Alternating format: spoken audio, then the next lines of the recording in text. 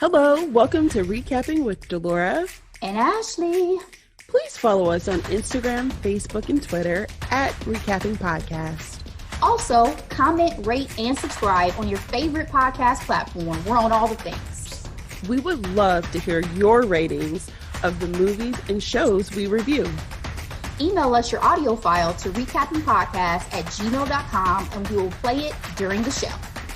Or DM us on Instagram and we will post and read it on air. Thank you guys so much for listening. Thank you. Delora, happy post Labor Day weekend. How you feeling? How you living? I am fantastic. I am rested. I am blessed. Oh, there we go. I have this song in my head, Unpretty by TLC. You can buy your hair if it won't grow. You can fix your nose if it says so. Because the recap that we're doing today is the summer I turned pretty. It is an Amazon original series, 7 episodes, 45-ish minutes. Premiered on Amazon June 17th, 2022. It was the number one show on Prime Video during its premiere weekend. It is another adaptation of books by Jenny Han. We're fans on this podcast of Jenny Han. Yes. This book was number one, and it dropped back in 2009, if you can believe it. 3 books in this series. The third and final book was released in 2011. So it's been a little while. So while I was watching this series, and I think I talked about it a little bit even when I did my Hidden Gems, because this is a previous Hidden Gem for me, she wanted to refresh the series a little bit, make it feel a little bit more relevant for Gen Z. Mm-hmm. So there are some changes between the two, but as someone who read the books, it was nothing to me that was like big and noteworthy that changed kind of the overall tone of the show. So season 2 is already confirmed and has already begun filming. And new cast, which is exciting. Well, a couple new faces like Kira Sedgwick is joining the cast. So heavyweight. Let's get it. Let me give you guys a quick summary. Married to a Beehive fan, by the way. First of all, the fact that Kevin Bacon I was about to call it a banjo, sat in a chair with a guitar and a damn dog and sang a rendition. It was a goat. Why did I think it was a dog? They were goats around him. Oh my God. Even more country. And sang a rendition of Heated. My song. I was done. If he wasn't already an unofficial member of the community, it's solidified now. It's solidified. Okay. Quick summary of this series. This is a coming of age story with main character Belly caught in a love triangle between 2 brothers as she deals with her first love and first heartbreak during the perfect summer. It's something about things set in summer that just gives me all the vibes. It's all gooey, like warm marshmallows off an open fire. Because something about them summer nights, R.I.P. Olivia Newton-John, and something about those summer nights, it's just like romantical in a way. Y'all know what I'm talking about. Cast. Lola Tung as Belly. Perfect casting in my opinion. She's gorgeous. Perfect to play this character from the books, from my interpretation, from my time with the books. Mm-hmm. Christopher Briney is Conrad, love interest numero uno. Gavin Casalegno is Jeremiah, love interest numero dos. Rachel Blanchard is Susanna. Jackie Chung is Laurel. And Sean Kaufman is Steven. Reviews. Rotten Tomatoes, 91% critic score. 80% audience score. 92% of Google users gave this series a thumbs up. Delora, what is your grade for the summer I turned pretty? So I'm coming in solely off of the show. I did not read the books, but as you mentioned, we've definitely enjoyed Jenny's project with To All the Boys I Loved Before. That's on Netflix. What I will say is it gets a B- for me. And Mainly because, yes, it's a teenage dream. It's classic beach house, love triangle, but it also was giving me Babysitter's Club with drinking. Like it wasn't as sophisticated as I needed it to be. Like I felt like To All the Boys I Loved Before it was a little bit more refined. Like I got into that romance and they were teenagers. Like, you know what I mean? Whereas here, I don't know if I couldn't connect because I felt like everybody looked like babies, or granted, what is his name? Jeremiah is gorgeous. He is. I mean, those eyes are lethal. Okay. There's a scene where he's standing supposed to be looking at the picture his mom painted of him. And I was like, my God, your face, the face card is never declined, baby. Yes. Jesus. Gorgeous, gorgeous boy. Thank you, Ashley. Okay.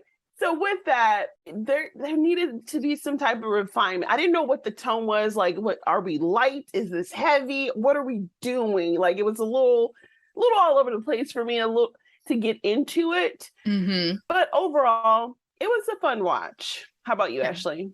So, given that this is one of my hidden gems, I just knew this was an A for me, right? I just knew it. I'm like, I love this the first time I watched it. The magic wore off for me on my second watch. I think it was everything that shines is not gold. Everything that glitters is not gold, baby. I think what it was is the first time I just got so excited because I didn't know this adaptation was happening, and I got all the feels remembering how much I enjoyed the series when I was younger and I read it. Yeah. And so watching it the second time, younger, goodness. Yeah. 2009, girl. Yeah. So watching it for a second time and watching it with a little more critical of an eye, obviously, as I'm doing my notes and I'm crafting the recap, I'm like, I still enjoy it, but there are definitely things that I had a little more of a critical lens towards, I guess I should say. Mm-hmm. And Belly is not my favorite of a lot of the female protagonists that we've had. Correct. Because she's still developing so much. She's only 15 when we come into the series. Yes. Right. And then, I've said this on many a project. I don't like the whole we in between two brothers, two sisters type of story. It doesn't feel good. I prefer the classic werewolf vampire normal awkward girl. Like, I'll even give you friends. I'll even give you friends. But family, we blood, and we got to play this game. Yeah, I don't like it. So that's why for me it's a B+. I still mess with it and am excited for a season 2 for sure, especially because I want to see how they change things from what I can recall of the books. But no spoilers, guys. We're going to talk just about the series. So let's get into it. We get narration from Belly to kick us off. She and her family have been going to Cousins, a beach town in Massachusetts, to family friend Susanna's house her whole life. She spends her year counting the days until she's there. Susanna has 2 sons, Conrad and Jeremiah, the former of which she's been in love with since she was 10. She's 15 now, and as her BFF Taylor tells her, you look a lot different than you did last summer. Delora, do you remember when that shift happened for you where you were in bloom, as Susanna puts it? No, because my insecurities from 8th grade kept with me all the way to my senior year, until someone at my old church had the audacity to say to me, "Oh, you're actually cute." This is a grown woman. What? Yes. Black church can be critical, but we all know these things. Uh-huh. But I was like, what? And then I realized, like, oh my goodness, I am cute. But then there's always a level of denial that is a personal issue. That's why cozy is my new mantra.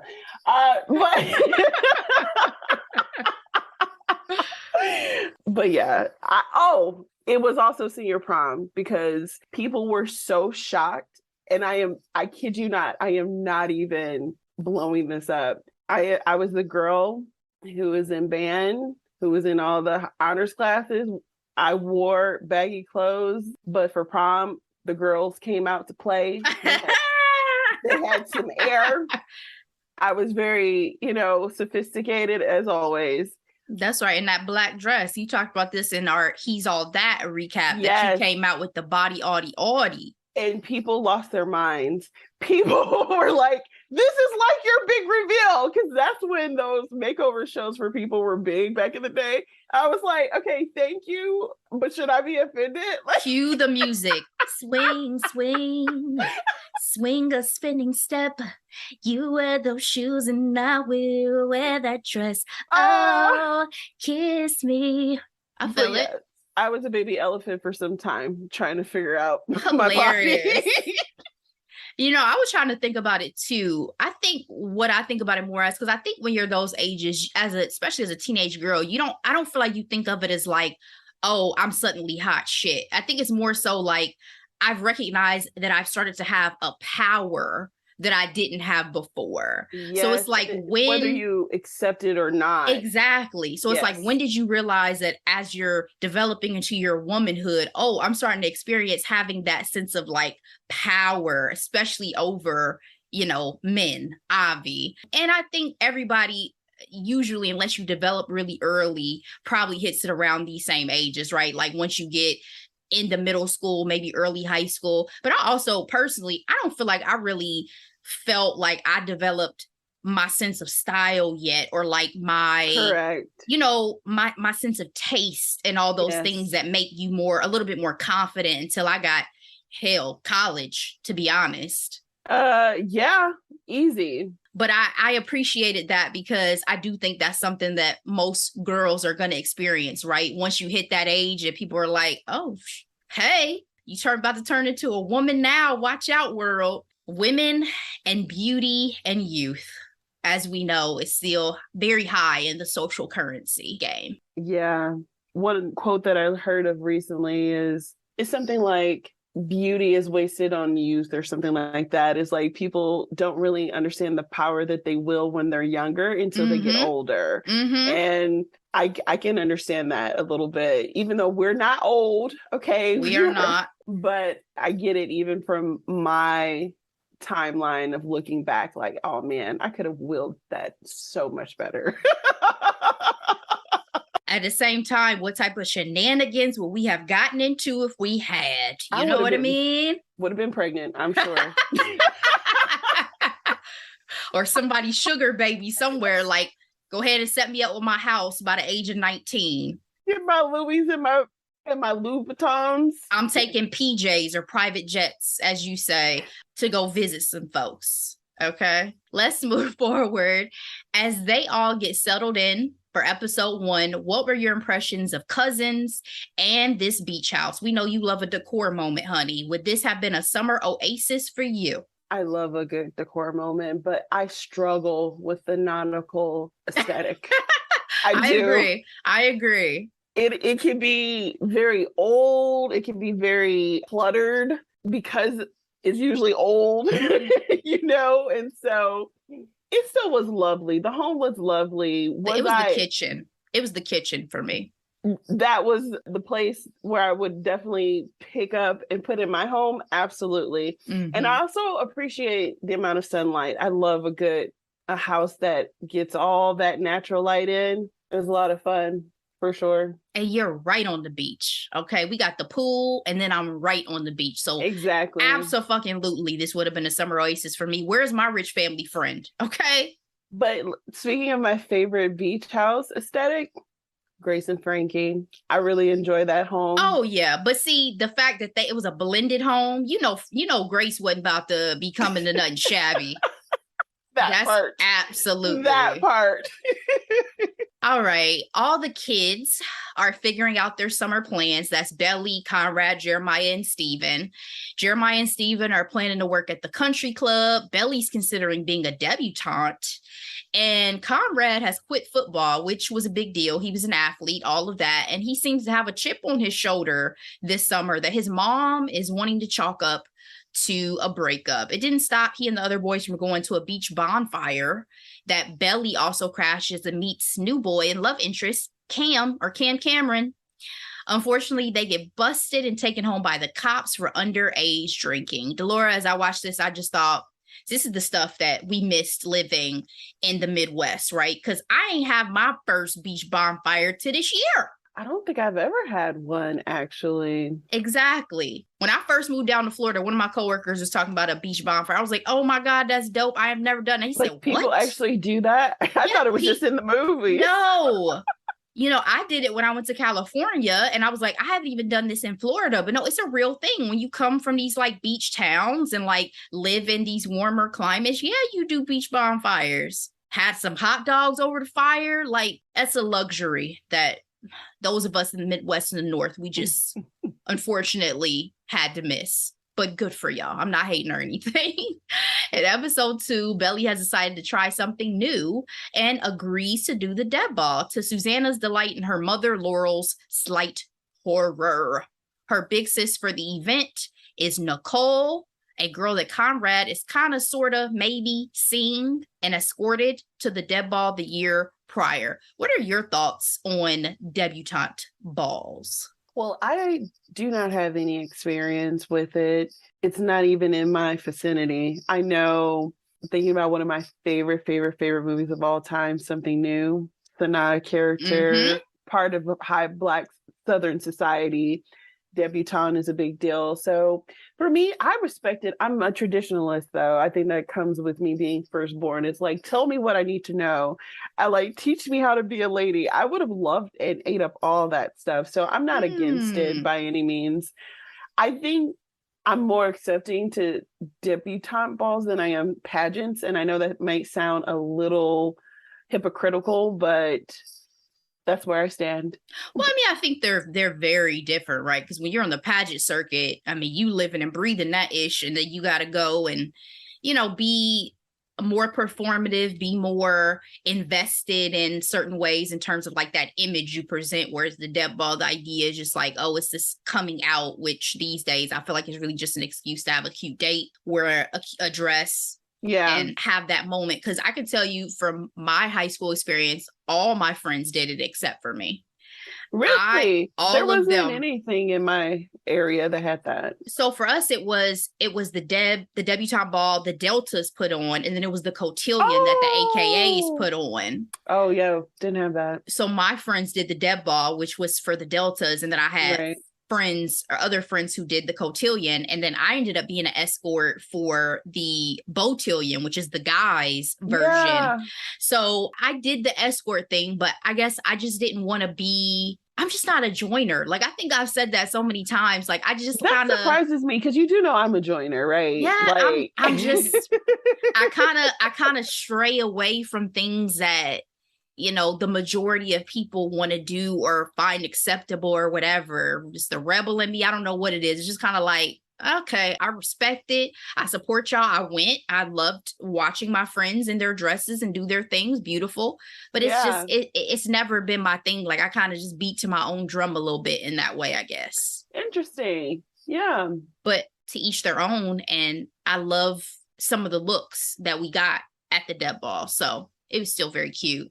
While Belly steps out on her first date to a drive-in with Cameron, sorry, I'm going to call him that throughout this recap, to see Sabrina, which I still haven't seen the original. Have you seen the original? Because I love the 90s version. I only know the 90s version, but again, I was like, if this isn't foreshadowing, I don't know what is. Oh, yes. For sure, right? Laurel has a party for her latest book and reconnects with a popular author, Cleveland, that she dissed previously. And it helps Conrad, because Conrad's mama said, you need to get you a job. So Conrad gets a job teaching that man how to sail. The boys show up to Belly's date to antagonize her, but Conrad downplays the situation when she confronts him about it, even though he pushed to try to crash it. At this point, he obviously has feelings for her. It's, they grew up together. He's always seen her probably more as like a little sister. But again, she's in bloom this year. So why do you think he's downplaying these feelings that he has? Is it history, or is he just being a teenage boy? That's a great question. I feel like he's just going through a lot personally, and I never thought that breakup was the reason for his moodiness, like his mom stated. So I never believed that. But I do feel like he was so, like most teenagers, so self-involved that, in my opinion, Belly was just a highlight that he was like, oh, look at here. I might reciprocate some of these stares that I know I've been getting all my life from her. For the past 5 or so years. Exactly. So that's my thoughts on his state. What about you? Yeah, I think he definitely seems to have some internal conflict that we're going to get to that's going on. But I also think it just probably has to be weird because he probably is like, what is going on? Why am I suddenly attracted to this person that has been like a sister to me for all these years? And how do I feel about that? Because there is like a 2 or 3 year age difference between them. Yes. He's about to be going to college. Yep. They're both super cool with her brother who's also there. So I feel like it could have just been like weird. Imagine you grew up with somebody and then all of a sudden one day you start seeing them and that like, oh, I think this could be more light. It takes you a minute to adjust. So that's what I was thinking, but he was still kind of annoying about it, I would say. He's the older one, like express yourself. Well, I also assumed he was going to be the brooding type, right? The angsty, the moody teenage boy. So that's what I was gathering too, because again, I'm coming in cold, not knowing, any of these characters or storylines. So he was giving us premium Jon Snow brooding. You know nothing. You know nothing, Conrad. I don't want it. In episode 3, it's Belly's Sweet 16. Everyone had a gift for her except for Conrad, who claimed to have forgotten. Yet we see him stick a black bag in his pocket. Belly's BFF Taylor comes to town for the weekend to celebrate, who Belly describes as a hurricane and says that she essentially feels like the Duff around her, which if you guys have never seen that movie, it's the designated ugly fat friend. One of my favorite movies. Mine too. I just watched it the other day. I watch it as often as I watch Easy A. Like whenever it's on, I watch it. 2 teen classics for sure. Even though Steven has been hot and heavy with Shayla, who's kind of like one of the rich girls in town, and a Deb that he's agreed to escort himself or is going to agree to escort, Belly busts Steven and Taylor making out at a party. Steven said he did it out of insecurity, feeling like he's not up to Shayla's standards, and Taylor had apparently been crushing on this boy for years. What did you think of Taylor? Not a fan. I knew she was jealous from the get-go, but we are talking about teenage people, so communication isn't necessarily their strong suit. But I felt the jealousy and I didn't appreciate it at all. It's like, if she's supposed to be your best friend, you need to say something instead of acting out the way she did. I mean, it was definitely the last straw, her making out with her brother in that way. Taylor making out with Steven in that way. Yeah, I didn't like it. When she hit Nicole in the face with the ball, she lost me, right? Like, there's one thing to like have your friends back, but hitting my good sis, Nicole? Oh, no. I was not a fan really from that moment on. And to your point, the possessiveness and the jealousy I felt like she had towards Belly, I've always found friendship jealousy to be odd. Very. Maybe it's because like I'm not someone who saw it as like, well, you can't have multiple friends. Of course you can have multiple friends and you can be close to multiple people. Yeah. So it just rubbed me the wrong way. It's like, oh, you just want your friend to kind of like stay in her place. Well, again, I feel like she's also working out, like, is Belly really upstaging me here in this new environment? Like, I'm Queen Bee back at home and she's my little friend. Yeah, that's what I'm saying. Stay in your place, sis. I'm the little friend here and I don't know how to process that. When she told her, like, you're so used, or you think you're the main character, you haven't paid any attention. I've had a crush on Steven for years. I'm like, if only you know how much she feels like the roles are reversed. So yes. I definitely think that, again, it was a situation of like, oh, I don't know if I like that you're stepping out. I don't know if I like that you're finding your way without me or just at all.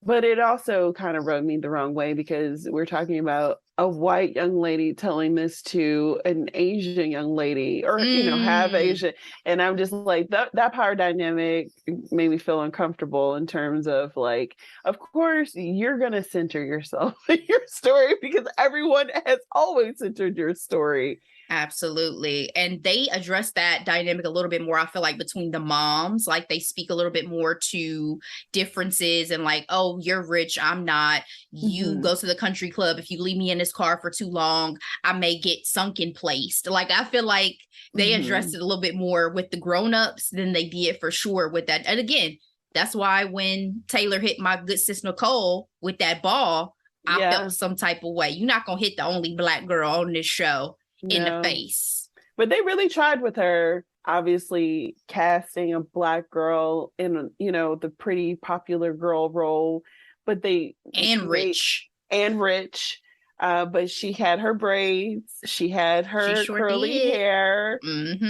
She switched it up like we always do. So I appreciated from day to night, literally that representation, because that's how we do it, period. Absolutely. Again, some of the updates I feel like they made to make this story fresher for the day and time that we're in now. By the end of this episode, we find out Susanna has been hiding a cancer diagnosis from the kids. She says she plans to tell them after they return home from the summer. She wants one more perfect summer. What do you think about her keeping such a large secret? I don't like it when parents keep large secrets like that to themselves. I understand her reasoning, but who does that really help in the end? Her. She wants to be able to live in a state of, I feel like, denial for a little bit longer. But as soon as she said that, I had already started to feel like it must be that she was sick from watching the series, right? Not even from remembering anything about the books. And then as soon as I heard that, I said, oh, Conrad knows. Yes. Conrad knows. That or someone had an affair. That was my other thought too. I agree with you that, to me, it leaves too much room for the possibility of misunderstanding, of your kids finding out in a way you didn't anticipate them finding out. And it's also, you're robbing them of cherishing this time with you more. Yes. Because they're not realizing how precious it is. I'm sure they will be at the house more. I'm sure they will be wanting to make more memories with you. All of those things. Yes. And then it was a lot for Laurel to have to carry, to be the one knowing and keeping it from all the children. I'm not going to lie. Their relationship was very interesting to me as I was going through the series, because I'm like, were they swingers or something? Like, I thought they were that close with the relationships and the absent fathers, and even how they interacted with each other's husbands or ex-husbands. It was like, that's funny. That just shows how much crap we watch. That's where our minds go. Because see, this time for this one especially, I didn't get that. Like, I thought it was, literally like, we've been best friends forever. I will always have your back. You're family to me. It's not even just a friendship. We're family. So I just thought it was nice. But at the same time, it's a big burden to put on your best friend to be the only one. Because it's not like this won't devastate all of the children. Obviously, your son's the most, but all of the children are going to be devastated by the fact that you have cancer. So it was a lot. But let's move on to episode 4. It's the 4th of July. And to your point about the dads, they make their appearance at the beach house. Between the two, though, Belly's dad was much more welcome, even with his 27-year-old pomegranate margarita making girlfriend in tow. Turns out cancer wasn't the only secret Susanna was keeping, because there was some cheating. Her husband had cheated on her years prior with his secretary. How cliche. While she was going through chemo. I was disgusted by that. Trash bag. Is this Tristan? That's what I should be calling him. Tested the friendship between Laurel and Susanna, who had a very heated conversation. And Laurel decided to go take out her frustrations with some car sex with Cleveland. I put in my notes, mama gotta have a life too. Baby boy. Period. Belly had a few too many of those margaritas and made some missteps, literally. But an almost kiss with Conrad to wrap up this episode is interrupted by a jealous Jeremiah. At this point, I feel like we've established who these two brothers are. Different in a lot of ways. We talked about Conrad being more broody. Jeremiah is the life of the party. He is described at one point as being like a golden retriever because he just like everybody love him. Yeah, he loves everybody, literally. But one of the things that is apparent is that they both care about Belly. So the question is, at this point, does Jeremiah even stand a chance? First of all, when it comes to Jeremiah, I really wasn't feeling his attraction because, again, he was occupied with everyone else in town. I didn't understand how much Belly meant to him because in my mind, it was always Conrad and her, right? And he was the quote unquote best friend. That's what I gathered. And maybe I was drawing from the kissing booth dynamic in some ways, right? Best friend with the son the same age, but obsessed with the older brother type of dope. Yeah. But I'm not gonna lie, it kind of just came out of left field because I guess we really didn't see Jeremiah's feeling towards Belly up until this point. That's how I gathered it personally. I think it was supposed to be takes you aback a little bit when Jeremiah interrupts with the firework because he's been living his best life, you know. Exactly. He's a free for all with who he decides to hook up with. We've seen him with people at parties. He's been doing his thing. But I think what it goes to show is that he's just kind of been waiting in the wings, right? Like he has not worn his heart on his sleeve yet. Playing the long game. Playing that long game, baby. Like, I'm here when you're available. Thanks.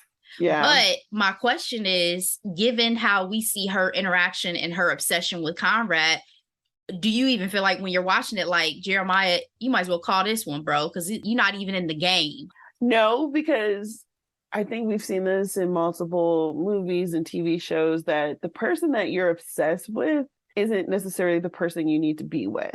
A la Dawson's Creek, baby. One of my all-time faves because it ended how I thought it should. Well, you know, I never watched Dawson's Creek, but a more recent example, spoiler alert, is Never Have I Ever. Well, there's season 4 coming for Never Have I Ever. You know, it's not done yet. No, it's over, I thought. No, there's a 4th season coming. I thought this was their final season. They were wrapping everything up with the bow. No, ma'am. There is one more season for Never Have I Ever. But I didn't know you had never watched Dawson's Creek. So let me say that Dawson's Creek, they were best friends, but she realized she had feelings for him very, very quickly compared to him. But inevitably, it was Pacey who was the better suitor for my girl Joey. So I always rooted for him because he was the cute one. And I always rooted for him because Dawson, which I can say, watching it as an adult, and this is a pivot, guys, we're gonna get back to the series we're talking about. Dawson, I have kinder eyes for him as an adult than I did when I used to watch the show as a teenager. Because when I watched it as a teenager, Pacey was the bad boy. Pacey was the more exciting. Pacey had a whole affair with a teacher and everything in Dawson's Creek. Yo, I didn't know these things. Yes. Pacey was a bad boy, but it felt like he was a better fit for Joey. It felt like he would date somebody black. And sane.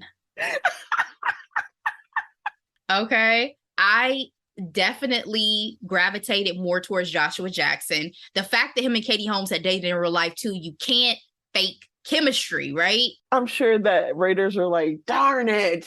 Why didn't you like? But I can say the creator of the series went back and forth when he ended it about who she should be with. He literally changed it. Like, I think the night before they shot Kevin Williamson, I think he was going to have her end up with Dawson. And I'm so glad. Spoiler alert for anybody who's not, how have you not, if you plan to watch Dawson's Creek, but it ended how I felt it should. So in this case, I agree with you. I, from the books, am Team Jeremiah. I'm going to say that flat out. Watching the series, I'm like, how are we going to ever make it seem like Jeremiah really has a chance at this point? Because when you are a teenager, first of all, your feelings are so intense. Very. And then second of all, when you have been pining for somebody, if they even show you a little bit of attention, it don't matter what you got going on with nobody else. Very true.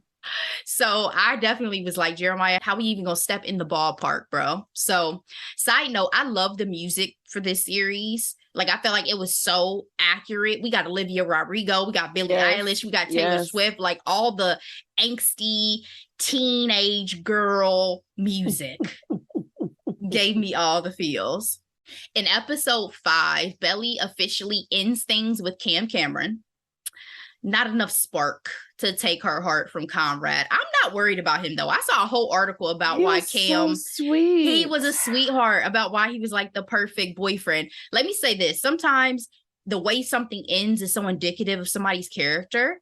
And he showed how much of a true gentleman he was just by his words of encouragement as things were ending. 1000%. He's That's so well sweet. said. That's well said. How things end tells a lot about a person. Wow. Absolutely. Seemed like things were starting to heat up between Belly and Conrad, despite his thing with Nicole, which that got really messy. When he showed up to the country club and was waving and they was both waving back, I was uncomfortable. I was like, Nicole, he's playing you, girl. Turn around. He's playing you. Well, again, she's used to being Queen Bee, so she would never think in a million years that some little girl who we call Belly Isabel is competition. Even Belly didn't think she was competition, right? She herself did not think she was really in this game.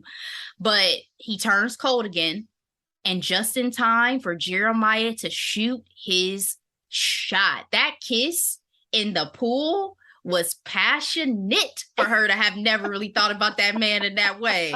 I said, woo, chalet. Are y'all dating in real life? No, he has a really cute girlfriend, though, who's like a model like he is. Of course. Kind of. Of course he does. But do you feel me, though? Like, I was like... No, I agree. We went from we just best friends to all of a sudden, I'm straddling you in the pool. But I also feel like, you know, he's competing against his older brother, who I'm sure he idolized. So it's like, I'm going to give you all that I got right now. He said, all this kissing I've been doing has just been practice for the real show, girl. You the real show. Side note, what did you think about the scene this episode where Steven experiences racial stereotypes while working a secret card game at the country club? I thought that was the most realistic thing on this freaking show. That part, I was like, Steven, I wonder, because he said they grew up in like a suburb in Philadelphia. So I'm assuming they had more racial diversity where they grew up than probably they experienced at Cousins. Yeah. But it was definitely like, I felt like this was a moment that he wasn't ready for. Like this was his first experience with somebody saying something and catching him off guard with their racism. Blatant. They sat here and laughed in my dude's face. I went somewhere and I showed them a picture of my family and they were like, mixed kids are the cutest kids. And I was like, excuse me? I was like, all children are beautiful. But what grinds my gears is like, I'm a full-blooded Black woman. And what would you say if my husband was Black and we had Hershey Kisses children? It grinds my gears when people say that to me. They would have said, oh, she looks just like you. But it's distasteful. And I don't think people really understand it. And I've gotten it multiple times. And I'm like, all babies are beautiful, but thank you. Because I just like, you will not, that bullshit stops here. I'm sorry. Tell them, Delora. Tell them. Let's wrap up this series, shall we? Episodes 6 and 7. A charity volleyball tournament brings out the beast in Belly. What'd you think about those partner switch outs? Because Jeremiah was feeling some type of way. I think this is where Jeremiah was losing some points because he is the younger brother and he is all over the freaking place. Dude, this was your opportunity to shine and you dropped the ball royally. Aww. I think he was so excited for the moment that he choked. That's what I think. I think it was like, you know, because supposedly both him and Conrad are good athletes. Yes. So I think it was like, for one, he wasn't expecting to be subbed in because remember, Taylor's in town. She's supposed to be playing and she fakes her little injury because she's Team Jelly, as she says. So I feel like it was, he got up to the plate and he was so excited and my guy just choked. He was more paying attention to Belly, trying to look at Belly than looking at that damn ball. Disappointing though. But at the same time, a little harsh of Belly. I don't think Belly was thinking in the moment about anybody's feelings. She was just like, yo, I gotta win. So Conrad, come on, get this shirt, because he ain't got it. But Jeremiah was side-eyeing the shit out of that trophy when he was at the house. He was like, yo, I don't even want to play video games. I'm done. I'm over this. And there's also, I'm sure, that level of competitiveness they probably always had, not even just with Belly. Yeah. Sibling rivalry is very real. And let's not talk about having a girl in the middle of that. Because even the comment that Jeremiah made where he was like, you just always want to win. And Conrad said something like, it's not about winning. It's about doing things the right way. And you can tell Jeremiah was like, yo, fuck you. Like, whatever. I don't blame Billy, though, because, again, she knew what the goal was. And so did they. And therefore, Conrad had to do what he had to do. Nicole finally found out the truth about Conrad and Belly thanks to a text that Conrad sent about being Belly's escort to the dead ball. Essentially, Susanna had asked him to ask her, and that came out after they won the volleyball tournament. But he's like, listen, I really did want to take you myself. It wasn't just about my mom asking. Unfortunately, they were skinny dipping when this news came out, and you know, Nicole and her crew took all their stuff and dipped. Yep. Was this justified? It was messy. That was for sure. It just felt icky after a while because it did feel like Conrad was doing things behind Nicole's back. He was. Nicole told him, no, you didn't hurt me. You wasted my time. Yes, sis. Yes, sis. She said, there is a college man obsessed with me right now. Change the narrative. Change the narrative and remove her from this one. She did return those clothes, though, in a plastic bag. She said, your little girlfriend's gonna need this, okay? At least she didn't throw it away or leave it on the side of the road. Hey, maybe it was a lesson for Belly. Like, keep your nose clean, sis. It was definitely shady at Belly. One could say it's not just on Conrad because Belly also had a relationship with her. This is your big sis in the debutante ball. She's been so nice to you. She had a whole cake for you for your birthday. She invited you on the family yacht. Like, you lying to this woman's face. So, messy. In my opinion, I would have done that shit too. That chip that had been on Conrad's shoulder really was knowing that Susanna was sick. And unfortunately, her news is discovered by Jeremiah at the dead ball, devastating him. So once again, Conrad had to step up to the plate and save the day as Billy's escort for a big dance. Mm-hmm. I hated this scene. I love Laurel's dress. I love Laurel's dress. That red dress was everything. But I hated this scene because I felt like, honestly, Jeremiah has been the one who's been more consistent throughout the series. He's been the one who's had been there when Belly needed him and Conrad was over to the side going through his feelings and emotions. And yet for the big moments, y'all want to make it seem like Conrad is always a knight in shining armor. I didn't like it. I didn't like it. Me not having a side at this point of the series. Oh yeah, can you tell I'm Team Jeremiah? Can you tell? I just felt like Jeremiah dropped the ball yet again. Because it's like, why did you have to be so gung-ho about finding this out right now? It made him seem immature, like he couldn't hold his emotions and feelings in and separate it from this big moment for Belly. And not to downgrade the news that he found out, obviously. Exactly, because it's huge. It's devastating, but it wasn't a good look. And I wasn't impressed. I was not impressed. And she was giving Conrad all those googly eyes. Gross and annoying. Let me move on. The boys are able to convince Susanna to try a trial treatment. At first, she was gung-ho about, no, I want to go out as I am. I don't want to do anything. But again, this is a factor of once you tell your family and there's involvement in decisions, Mom, can you at least try for us? Like, we need you. So the season ends with Bonrad sharing their first kiss.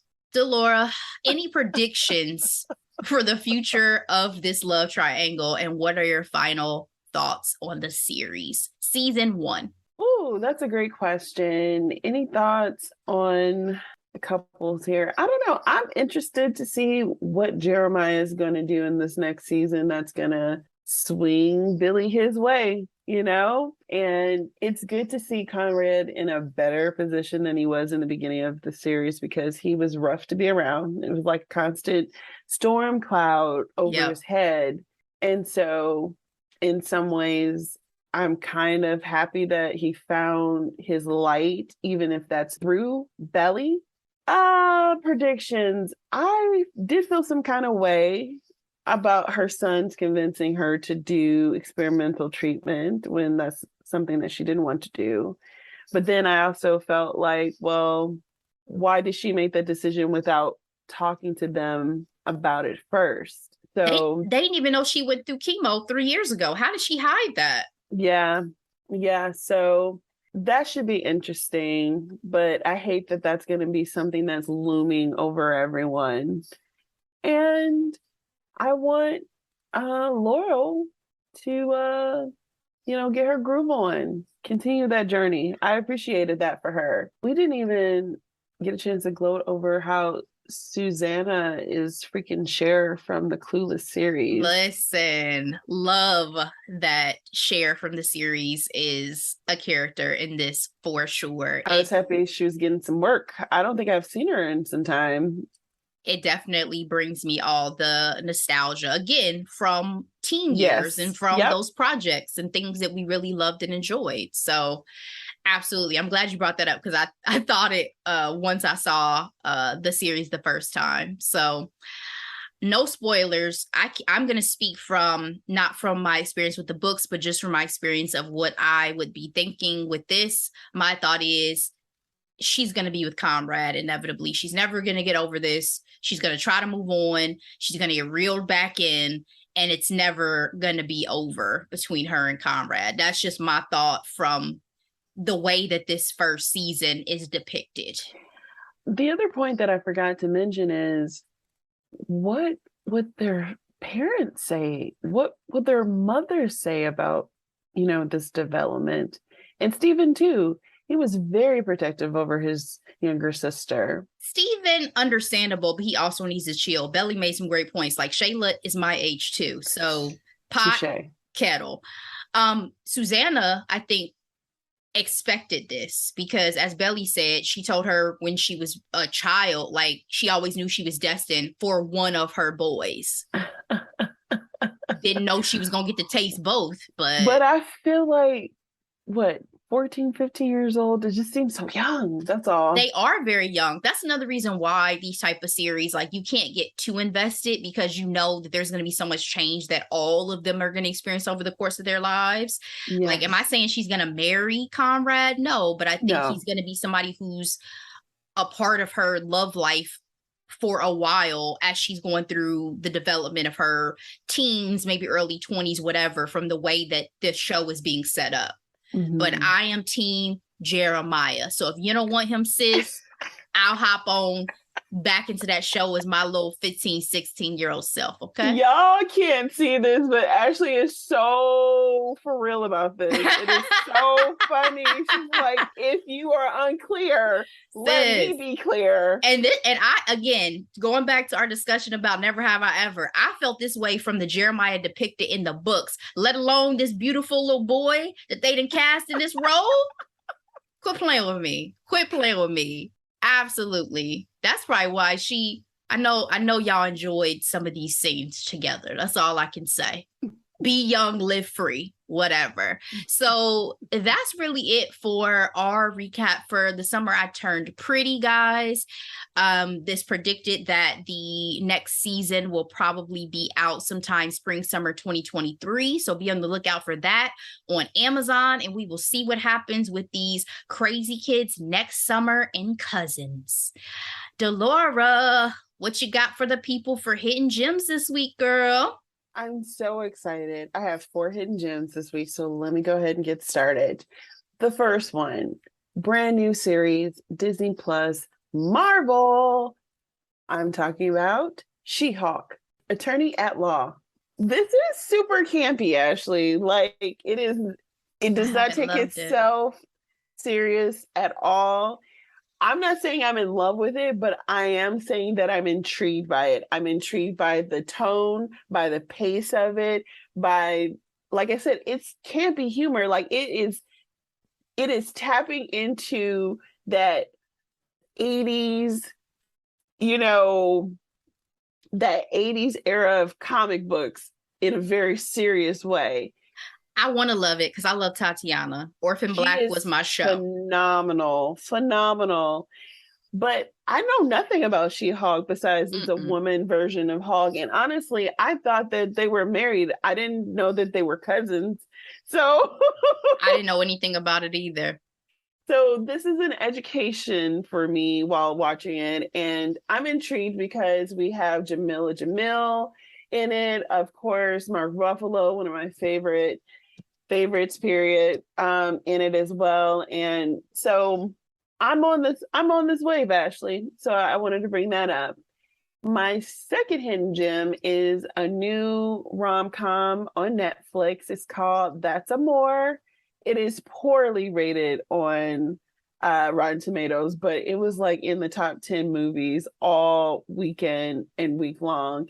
It's a light movie. It's an hour and 36 minutes long. No one too famous, but it was an easy watch on a Sunday afternoon, and I just think it's worth mentioning. My third hidden gem, Ashley and I try to stay away from politics, but when I tell you the joy that I got this past week when the White House social media account highlighted all the Republicans who opposed student loan forgiveness, identifying how much in PP loans that they had gotten forgiven versus the $10K that some people are going to be getting, was chef's kiss for me. I was like, whoever decided to do this needs a raise. Okay.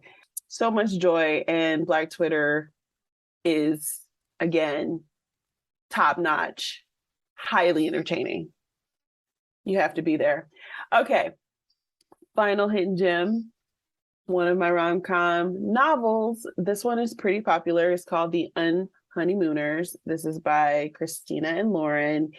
This one is a enemies to lovers trope. It's about a twin sister, Olive, twin sisters getting married to Ethan's brother.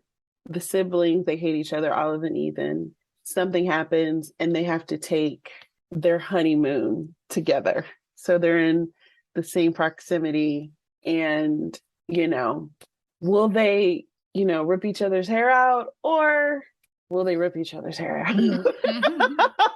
So it was a lot of fun, and I think it was a fun read.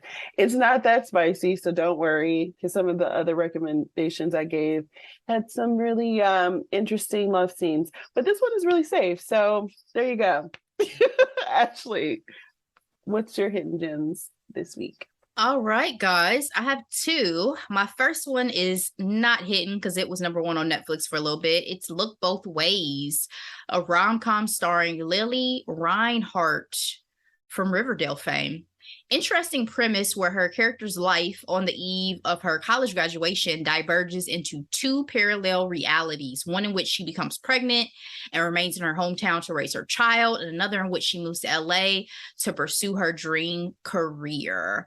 I thought it was really interesting. I enjoyed the journey, and I also enjoyed kind of this idea that there's not necessarily a finite right or wrong way to go about life. Like decisions may lead you to certain things, but that doesn't mean you can't inevitably get to whatever path you were meant to go down and pursue to live your best life. So you're talking to that Loki timeline situation. I'm just like little bit.